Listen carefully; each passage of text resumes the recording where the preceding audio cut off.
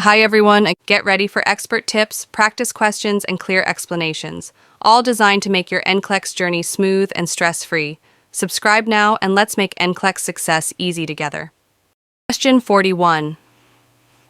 A nurse is caring for a client who had a total hip replacement. Which action should the nurse take to prevent hip dislocation? A. Keep the client's legs adducted. B. Place a wedge pillow between the client's legs. C. Have the client sit in a low chair. D. Encourage the client to cross their legs when sitting. Answer. B. Place a wedge pillow between the client's legs. Rationale. A wedge pillow maintains hip abduction, preventing dislocation after a total hip replacement. The client should avoid leg adduction, sitting in low chairs, and crossing their legs, all of which increase the risk of dislocation. Question 42. A nurse is preparing to administer an IV antibiotic to a client. Which action should the nurse take first? A. Administer the medication over 5 minutes. B. Check the client's allergy history. C. Flush the IV line with 5 milliliters of saline D. Monitor the client for signs of phlebitis. Answer. B. Check the client's allergy history. Rationale. The priority is assessing allergies before administering any medication, especially antibiotics, which can cause severe allergic reactions. Flushing the IV line, monitoring for phlebitis, and administering the medication safely are important, but come after verifying allergies. Question 43. A nurse is caring for a client experiencing alcohol withdrawal. Which medication should the nurse expect to administer? A. Disulfiram. B. Methadone. C. Lorazepam. D. Haloperidol. Answer. C. Lorazepam. Rationale. Benzodiazepines like lorazepam are the first-line treatment for alcohol withdrawal to prevent seizures and delirium tremens. Disulfiram is used for long-term alcohol abstinence. Methadone is for opioid withdrawal, and haloperidol is an antipsychotic. Question 44. A nurse is assessing a client with bacterial meningitis. Which finding requires immediate intervention? A. Nuchal rigidity. B. Positive Kernig's sign. C. Petechial rash. D. Photophobia. Answer. C. Petechial rash. Rationale. A petechial rash may indicate meningococcal sepsis, a life-threatening complication that requires immediate intervention. Nuchal rigidity, a positive Kernig's sign, and photophobia are expected symptoms of meningitis, but are not immediately life-threatening. Question 45. A nurse is teaching a client about proper use of a metered dose inhaler, MDI, with a corticosteroid. Which instruction should the nurse include? A. Shake the inhaler before each use. B. Use the inhaler only when experiencing symptoms. C. Exhale immediately after inhaling the medication. D. Rinse your mouth after each use. Answer. D. Rinse your mouth after each use. Rationale. Rinsing the mouth prevents oral thrush, a common side effect of inhaled corticosteroids. The inhaler should be shaken before use, but it should be used regularly as prescribed, not just for symptoms. Clients should hold their breath for a few seconds before exhaling to maximize drug absorption.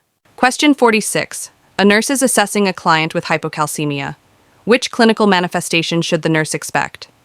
A. Muscle weakness. B. Hypoactive deep tendon reflexes. C. Positive Chvostek's sign. D. Bradycardia. Answer. C. Positive Chvostek's sign. Rationale. Hypocalcemia causes neuromuscular excitability, leading to a positive Chvostek's sign, facial twitching when tapping the facial nerve. Muscle weakness and hypoactive reflexes are associated with hypercalcemia. Bradycardia is not a common symptom of hypocalcemia. Question 47. A nurse is teaching a client with heart failure about dietary restrictions. Which food should the client avoid? A. Fresh apples. B. Grilled chicken. C. Canned soup. D. Steamed broccoli. Answer. C. Canned soup. Rationale. Canned soup is high in sodium, which can worsen fluid retention in clients with heart failure. Fresh fruits, lean protein, and vegetables are good choices for a heart-healthy diet. Question 48. A nurse is caring for a client with a chest tube. What action should the nurse take if the chest tube disconnects from the drainage system? A. Clamp the chest tube immediately. B. Submerge the end of the tube in sterile water. C.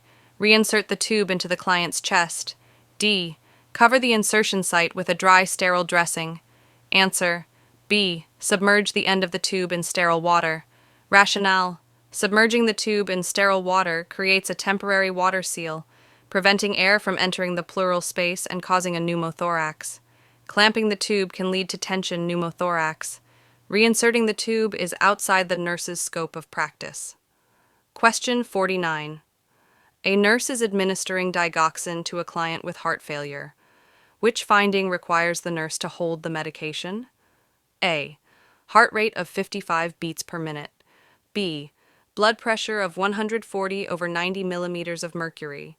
C. Potassium level of 4.0 milliequivalents per liter. D. Respiratory rate of 16 breaths per minute. Answer: A. Heart rate of 55 beats per minute. Rationale: digoxin slows the heart rate, and it should be withheld if the heart rate is below 60 beats per minute to prevent bradycardia. The other values are within normal limits and do not require withholding the medication.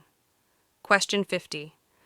A nurse is caring for a client with a suspected pulmonary embolism, PE. Which intervention should the nurse perform first? A. Administer heparin. B. Place the client in a high Fowler's position. C. Obtain a stat chest X-ray.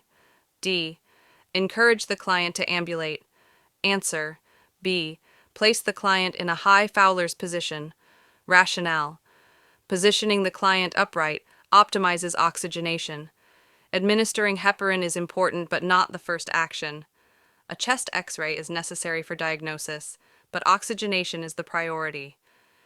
Ambulation is contraindicated due to the risk of worsening the embolism. Let's know how many questions you answered correctly by dropping it in the comment section below. Please subscribe, like, and share. We love you.